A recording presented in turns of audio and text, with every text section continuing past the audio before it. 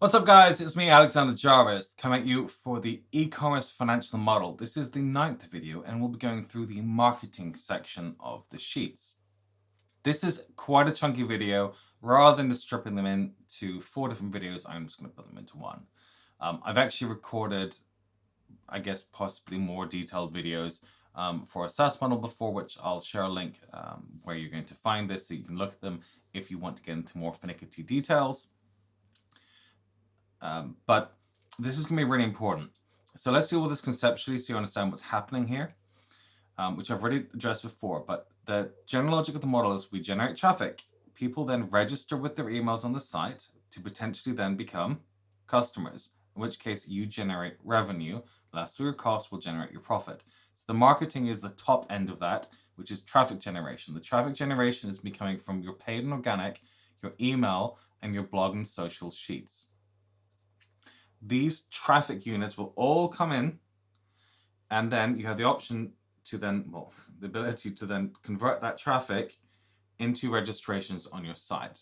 Then in the cohort build sheet, those registrations are going to become customers over a period of time, which you set out in this section.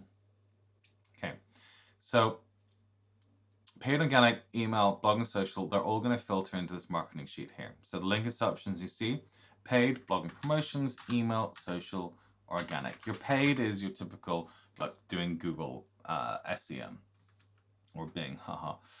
Blog and promotions are you writing a blog, and promotions are getting featured in magazines or TechCrunch or whatever online sites. It sends traffic to you, which you hopefully will capture. Email can mean a number of things, if I'll be really honest, okay? This is one of those little sneaky areas which you don't really know, but you can potentially build an argument with investors that you're going to use this as a way to build relationships with potential users and then turn them into customers over time.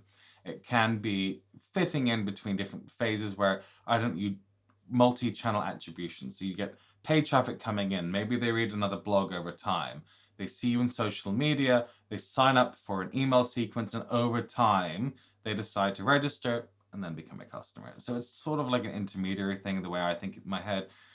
Some people may have a distinct strategy for it, but they're going to be multiple channels which they'll use to hopefully generate people and get them into that funnel. Now, your social, I guess a little bit like your email too, is going to be you doing activities on your Twitters and your TikToks and your LinkedIn or whatever channel you're using, including Facebook, to be generating more inbound.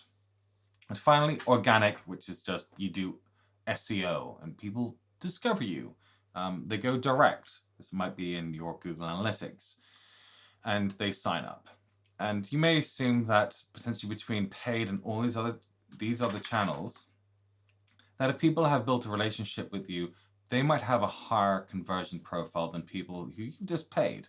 And so it's all very well putting up ads on Google for, hey, see you're looking for sneakers, check out our sneakers. They still don't necessarily know you. It's very transactional. Whereas the other channels, you hopefully develop some sort of rapport for them. So you might assume for earned channels, you might have a higher conversion rate than paid channels, where you just paid for them. That's something that you'll decide for yourself. So why don't we look at the marketing sheet first, and then we'll do the other sheets afterwards. So as usual, in green, all the links come in. So email, blog and social, paid and organic, they're all coming the traffic sheets, right? So if you press Control left tab, we can see it's coming from this line here. And so here's our traffic coming in. We know how much money we're spending from the paid and organic sheet, which is potentially going to be a large cost item for you on your P&L. We can see the summary. And then we're having a traffic build, so we can see how the traffic is building up through our calculations, which is different. Our summary, which is different from the links coming in. Effectively, it's just links to it, but I've set it out so things come into the links. You see everything in the summary that matters for you, and that's also where things link out into any other sheet. So you can see there's a link out from your total traffic to your blog and social and your email places here. Clean that by tapping Alt-M-A-A. And you can see what traffic is coming from what source. Now, I have built out this little section here, which very few people will actually want to turn on.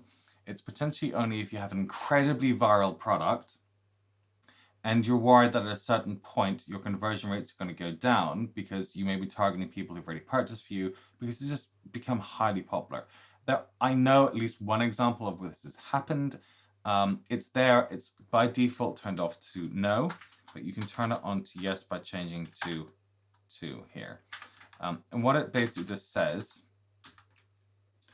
is that if you reach a certain point of accessing a share of the population, say 33% of the 50 million people in whatever, England or something, whatever country you're targeting, there comes a point at which your conversion rates will effectively coming down, which is built into other assumptions. I've got a bit of a guide to explain how this works. If this applies to you, well then pay attention, but the vast majority of people, it's simply not going to. It's something which I built in because a client was going very viral and I wanted to be able to throttle their growth. So I put it in just for your benefit, ultimately. But it's not something you're really going to use, which is why I'm not spending a lot of time on it. So now we can see some potentially implied CAC, LTV CAC ratios, fully loaded ratios here. So to make sure when you're making assumptions, you can fill around and keep on triangulating to where you want to be. And we can see our implied conversion rates, which go from traffic registration to paid, so go from traffic to paid, by taking the assumptions which are in your cohort build sheet here with your 16 and 18%, which you can see here, linked to 16 and 18%. And these give you an indication of what your actual conversion rates per channel are going to be. And if these are off, one of the places, the levers that you can pull is going to be on your conversions from traffic to registration. Because remember, traffic, registration, paid. So this will be one of the places where maybe you need to change conversion rates if your numbers or metrics look off. So for paid channels, remember we're talking about you might have different conversion rates depending where people are attributed to actually purchase. So you may say paid might have a lower rate, so 9%, whereas people who've gone through an email sequence have a higher conversion rate from that traffic to trial. And so that would be a difference. So your paid is basically the paid part.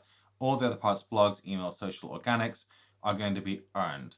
And if you want, again, you can have different rates for these, which, as I said, paid and all of these ones. So 16 here, assumption from registration to paid can be different. And you can also do it fundamentally for each channel here through your conversion rates. So I actually tried to benchmark this off a research report. And so these are sort of what the numbers look like according to, I don't know, wherever it is I read.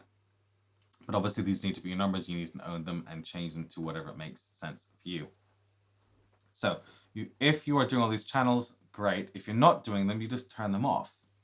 And so, I don't know, you're not doing, I don't know, social media stuff, set it to 0. Like, it's just not something you do anymore. And obviously you just delete all these things and they're not there anymore. Let's just assume that you are using all of these channels. What are the conversion rates you're going to have for each one? Type them in. Now, you might assume over time that your conversion rates might get better because you have better landing pages, better marketing messages, better copywriting, whatever it is. You might also assume that potentially the industry becomes more competitive, at which point your conversion rates go down because you're in a competitive industry. This is, again, is a logic you want, but you can improve your conversion rates by inserting percentages improvements over time. So you see it goes from 9.32 to 9.74% over time. And again, in these boxes, you can do them for everyone. So it's fun for everyone. Here we can see how many registrations actually end up converting when you take the traffic times by the conversion rate or the adjusted conversion rate, which factors in your optimizations. It's multiplying against, if it will go there. So we have 16,667 people coming through every single month from your paid channels. When you multiply that by that conversion rate of 9%, you're getting 1,500 people every single month registering on your site, giving your email as a potential customer lead for you to then potentially convert again by multiplying that by that conversion rate, 16, 18%, whatever it is. So if you times this by 16%, you end up getting to the implied conversion rate, which is 1.4%, or also the actual number of people normally you have. So you can see how many registrations you have, and then you also see cumulative registrations, which is just the aggregate of all those people over the year. So that is that. Obviously, look, you can see the charts as usual, but they're pretty self-explanatory. So have a look. That's the main marketing sheet. There's not really much involved, really, other than if you forget this saturation calculation, you're just setting conversion rates and optimizations or de-optimizations or unoptimizations. I have no idea what the proper term is over time. That's it.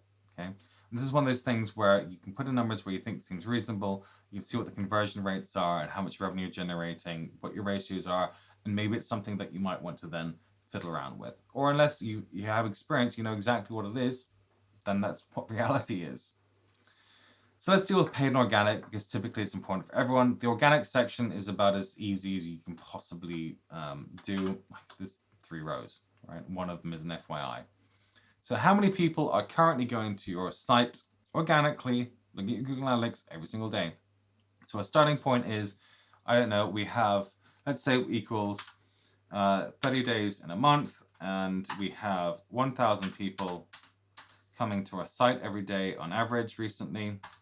So that means we have 1,000 people coming a day, we have 30,000 a month. Right now we're growing super fast, so this is going to increase 60%, 50%, 40%, blah, blah, blah. And by month 11, or actually month 12, we'll have 858,000 a month, or 28,000 people a day. Does that make sense? Does it not make sense? Is it completely bonkers? This is why you want to be making sure that these numbers make sense, right? Per day. Does that sort of make sense? Is it, reasonable? I don't know. We're constantly thinking about it. But that's all you need to do for the organic thing. I could potentially make the formulas more complicated, but do I really need to? No. Okay, paid again, very simple to do, a little bit more difficult to analyze. Here you just set whatever channels here. 2 of them are other, SEM, display, Facebook, affiliates, other.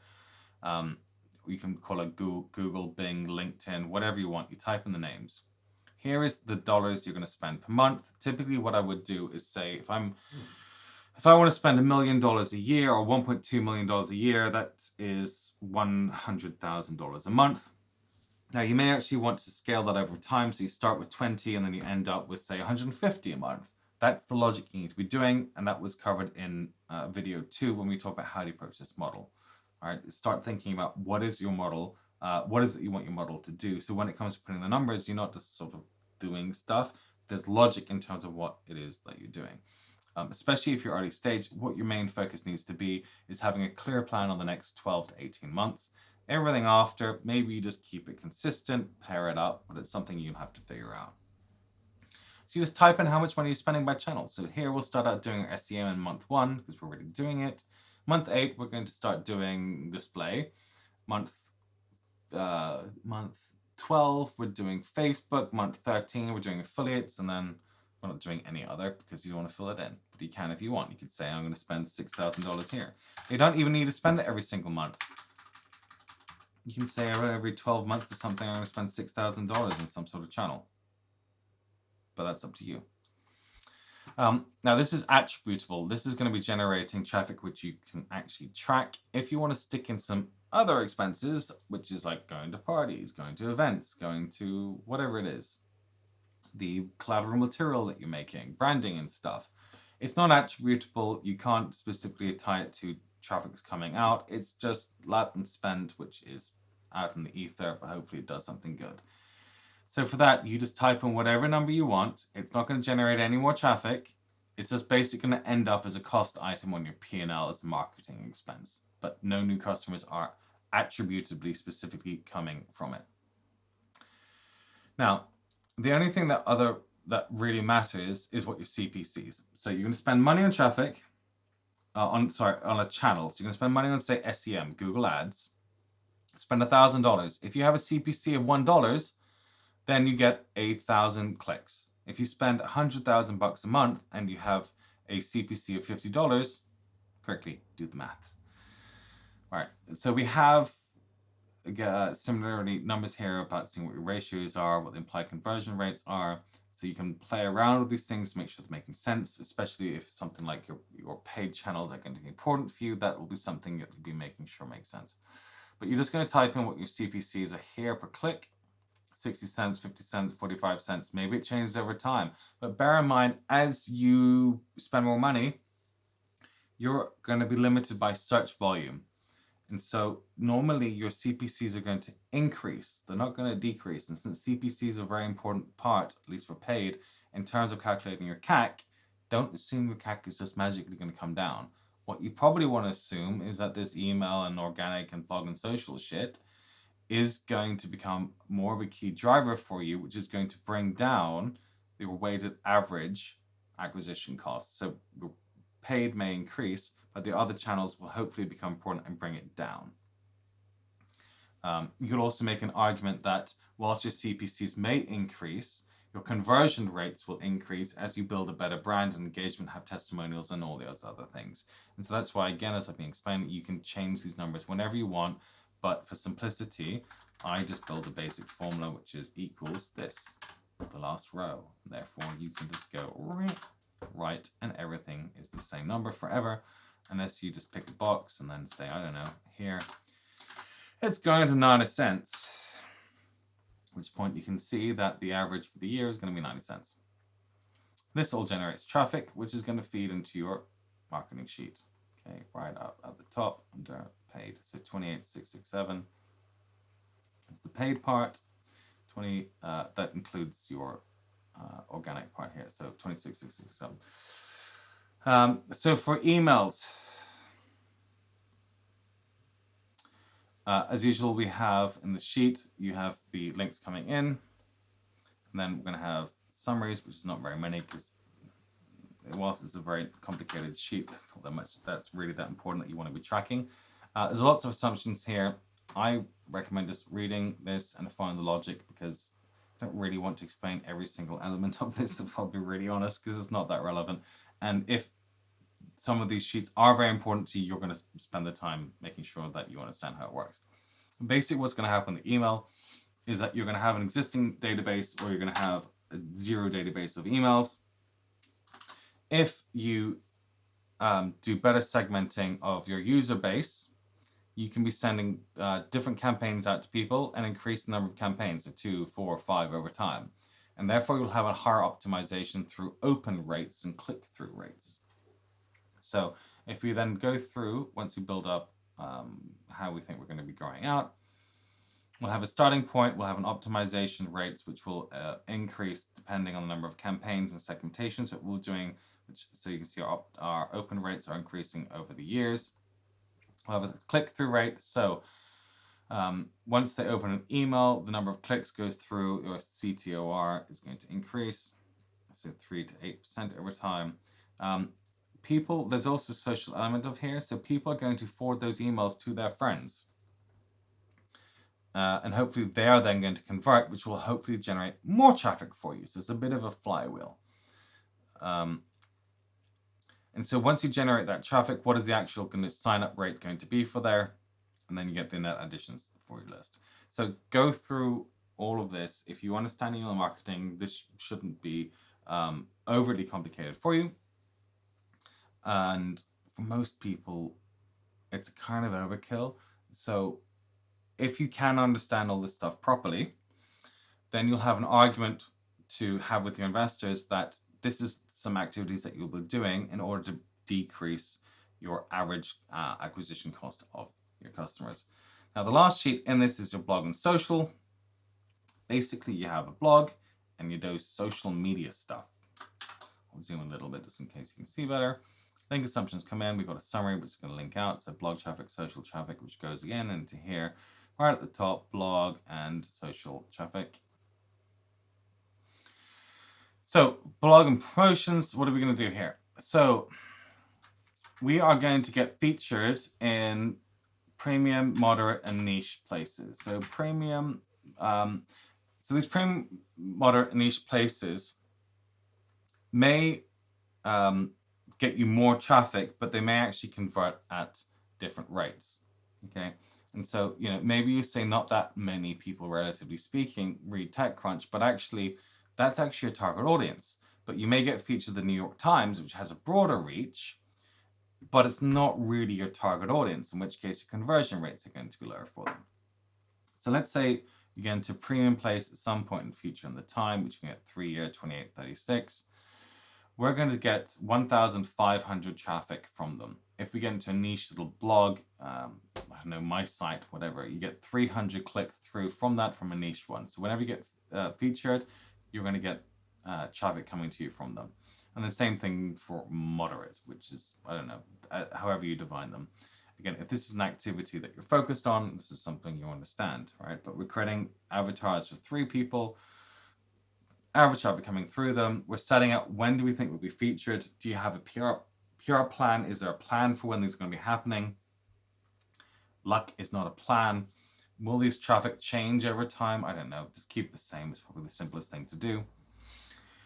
Now, we're building a social build off this because they're not necessarily totally separated, although social is going to be a plan. So we're going to start out with, I guess, like your email base, how many followers do you have? I've only built out one here. So aggregate your Twitter and your Facebookies and your LinkedIn, whatever, here. So what is the click-through rate, CTR? How many posts do you make per month? And so this is going to generate how much traffic do you think you'll be generating off this user base as it will grow over time. And it'll grow over time by adding in more social media users over time. Now, linking up to what we talked about before, the blog and promotions, right? So if people are reading your blogs, they're going to share this stuff, right? So what is conversion rate? So I mentioned that certain sites will have better. So niche, right? Say like my blog has a specific kind of readers. They will have a higher conversion rate than, say, other types, but maybe you'll get less traffic for them. But you can set what you think the rate will be for these here. Now, for these different types of people, how many people do you think will actually be following these people and converting through? So you again can set what these are, what the click-through rate is going to be. You can change them over time if you want to be, or just keep them the same, because really, does anyone really know? Maybe you do if this is your business, but I don't. But again, it looks kind of fancy, and so it's logical stuff for you to sell to investors. And we're building up our social base as well. So as we're generating traffic, what percent of these people will be following us? This can increase over time if you make more of an effort to do that. Of those people who come through, what people will be adding, going into the email base, right? So as a percentage will then go into the email sheet, right? Which will help us build our email database.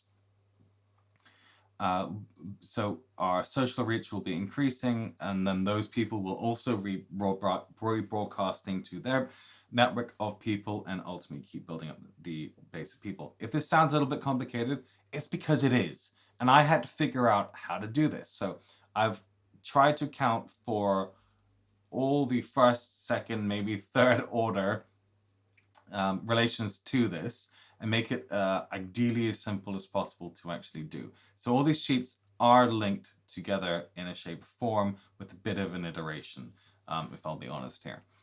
And it all will help build up holistically, which is why I basically think about it as people turn up to your website organically. Cool, simple to understand. You spend money on paid, and then you do other stuff, which hopefully those activities bring down your costs. It's a little bit harder to track and really think through and think about allocating costs, but they're still relevant, which is why, again, we're going to spend $100. Hopefully 20% will decrease, and so that number will be 80, which will be more sustainable. And so these other efforts will help benefit us. So again, all these sheets, all they do, they're generating traffic. There's all this fancy shit about rebroadcast rates and premium followers and stuff, which, by the way, no one really understands. So long as those numbers are reasonable, no one's going to argue with them, realistically. And they're like, I'm going to get featured in TechCrunch like 20 times a month. People will be like, that's obviously stupid. But all these things are ultimately doing is just generating traffic. It's just being done in a nerdy way. So you generate traffic, you push it into the marketing sheet, and then that traffic converts at a percentage to become a trial. That traffic, or what trial it says, becomes a registration or gives your email. Those people then go into the cohort build and convert over a schedule to become customers. So that's what the marketing sheets are. Now, if you're a newbie and you don't understand this stuff, it's definitely going to be over your head. You're going to literally have to Google every single term, like, click-through rate, CTR, and understand this. But if you're doing e-commerce, this is literally your job. You need to understand this stuff intimately. Don't just give it to some agency. You need to be able to understand it, because typically for e-commerce these days, it's so competitive. What matters is distribution, which is how you're getting customers. And so you need a plan. Now, maybe you aren't a world-class marketer. I'm a crappy marketer. I mean, look, look at my site, right? I focus on creating content, not, doing whatever stuff. Yeah, that's how technical I am with marketing. You need a plan. So you need a CMO, you need an agency, you need a friend who knows what he's talking about. Like, I've got a friend who had a startup, and she got one of her buddies to come up with the plan. And when I helped her with the model, I just put in the numbers that he came up with, right? But one way or the other, you need to know these numbers and have access to them to have a plan for what it is that you are doing. So that's marketing sheets. If you want to go into a little bit more detail, because I think like a year or two ago when I did these for the SaaS model, it's basically exactly the same sheets. You might pick up some other tips if you're still a little bit lost. But generally, just focus on the core thing of what you're trying to achieve, which is generating traffic. Are you generating enough traffic to your site to then convert those into registrations on your site? That's that part. And then link it to the cohort build. So you're thinking, is the amount of traffic I'm generating that is registering on the site, that is converting into customers, relevant? Because it's that funnel. All right. And if you're not generating revenue, enough revenue, or too much revenue, something needs to give along that funnel, multiplied by the pricing points. And if you're too profitable, then maybe your cost basis is too low, in which case you need to increase your pricing by going into the SKU sheet and increasing the cost basis of something. And hopefully you understand these things. The model is just math. And so if it works, it works. If your business model doesn't work, the model is going to tell you so. So if you know what you're doing, the model is going to give you the answers.